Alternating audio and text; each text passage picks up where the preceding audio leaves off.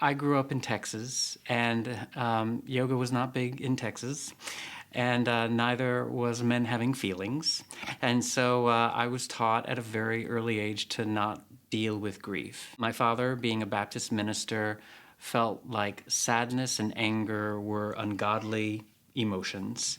And when feeling that, the answer would be to either come from a place of action and do something to avoid the sadness, or to just kind of like hide away.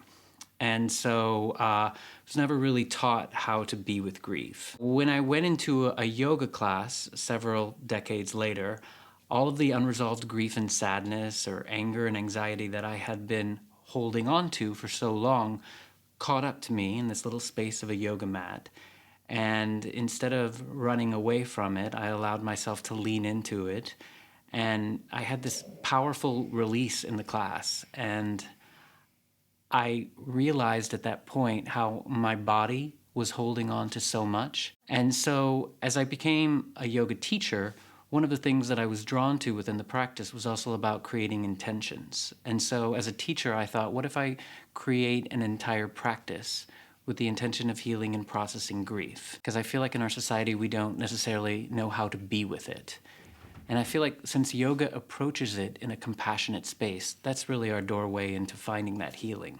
I was a movement teacher and a choreographer before too. And so as I started to learn all of these different types of yoga, I also was learning from grief and loss experts about how people can really get stuck within grief.